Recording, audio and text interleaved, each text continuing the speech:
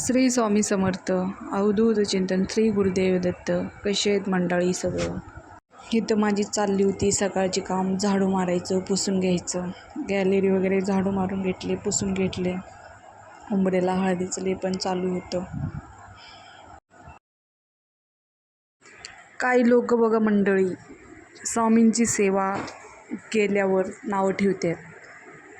मी पण आधी करत नव्हते, पण जेव्हा मी करायला चालू केले, म्हणजे मी स्वामी सेवेत देऊन कमीत कमीत आता 3रा वर्ष तर चालू आहे. मला पण काहीच माहिती नव्हतं. जेव्हा मला माझी एक मैत्रिणी होती, ती मला सांगितली.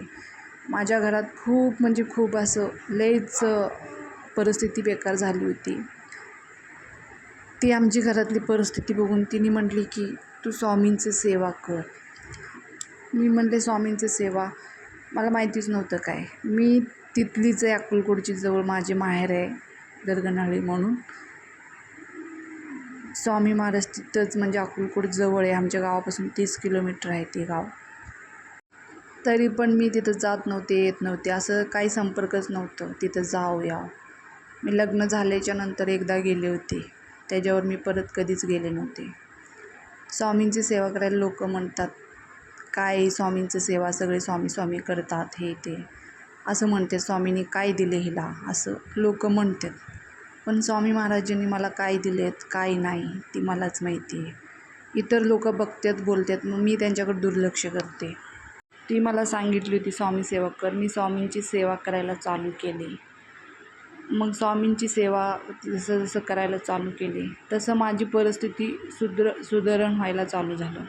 असं नाही की लगेच आपण सेवामध्ये लागलंच लगेच आपल्याला त्यांनी फळं दिले.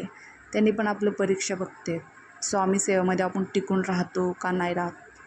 मग टिकून राहणं ते आपल्याला परीक्षा बघतातच. मग त्याच्यानंतर स्वामी महाराज आपल्यावर प्रसन्न होते. स्वामी महाराजांचं किती तुम्हाला मी प्रचिती दिलेत, काय काय सांगू, लयच म्हणजे लय. तुम्ही स्वामी सेवा करत जावा. स्वामी सेवा किती करतात तेवढं तुम्हाला स्वामी तुमचे म्हणजे आपले जवळ राहतात. आपण जेवढं स्वामींची सेवा मनभावनी करतो रोजचं नित्यनेमाने, कुणाकुणाला नित्यनेमाने सेवा होत नाही, तरी त्यांनी गुरुवारी पण केलं तर चालते. स्वामी महाराजांचं मी कधी पण बाहेर जाताना मी गाडीवर प्रवास करते, त्याच्यामुळं लेकरांना सोडायचं आणायचं, घरातलं काही लागू असं आपण जातोच बाहेर. असं नसते की आपल्याला काही लागत नाही जे माणसंच आणावं, नाही. माझं कसं मी स्वतः सगळं करत असते. जेव्हा मी घराच्या बाहेर पडते स्वामी महाराजांना मुजरा करूनच मी घराच्या बाहेर पडते.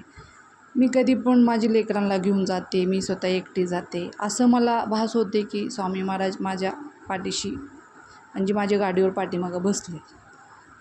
तू भिऊ नको, मी तुझ्या पाठीशी आहे, हे मला भास सारखं होते. मग जास्तीत जास्त कधी पण मी गाडीवर बसले तेव्हा माझं नामस्मरण चालूच असते. असं नाही की होय बाबा आपण त्या रोडला गर्दी नाही तिथून जातो, असं काहीच नाही. मेन हायवे रोडवरून गाडी चालवते मी, तरी पण मला असं स्वामी महाराज सदैव पाठीशी असते. हेच नाही आहे, भरपूर असं प्रचिती वगैरे देते स्वामी महाराज. तुम्ही एकदा सेवामध्ये जाऊन बघा.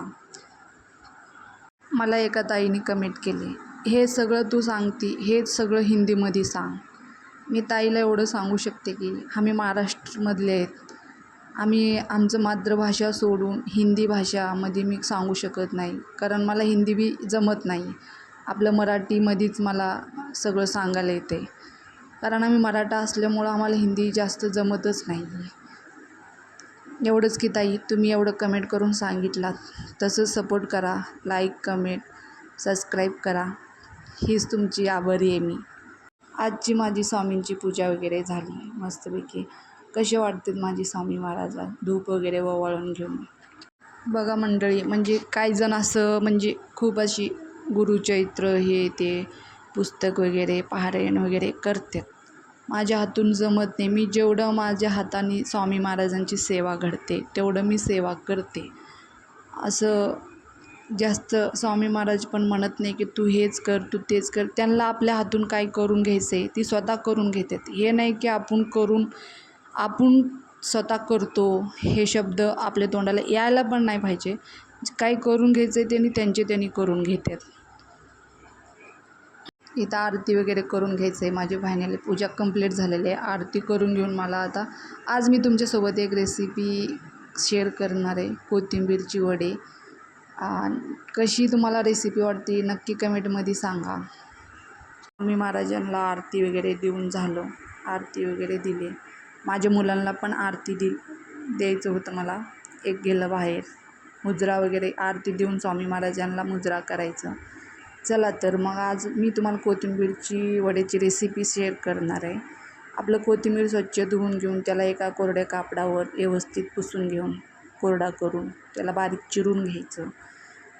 बारीक सगळं चिरल्याच्या नंतर त्याच्यामध्ये आपण आपलं बाजरीचं पीठ, म्हणजे काही जण बेसनमध्ये करतात, काही जण कसं त्यांची हिशोबाने करतात. आपलं लसूण, मिरची, जिरे थोडंसं सगळं टाकून काढून घ्यायचं.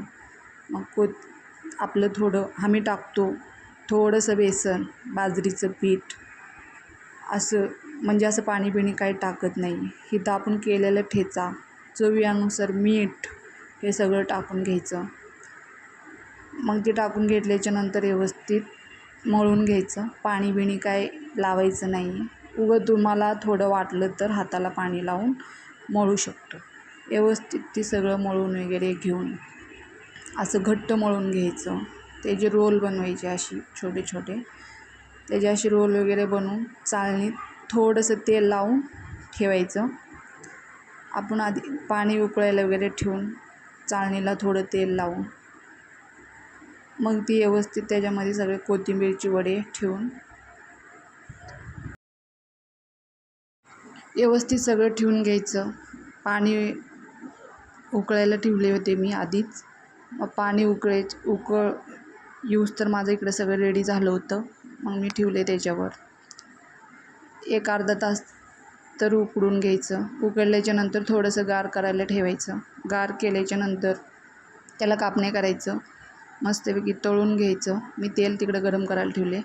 माझी व्हिडिओ कशी वाटली नक्की कमेंटमध्ये सांगा. लाईक करा, सबस्क्राईब करा, सपोर्ट करा मला. धन्यवाद सगळ्यांना. श्री स्वामी समर्थ.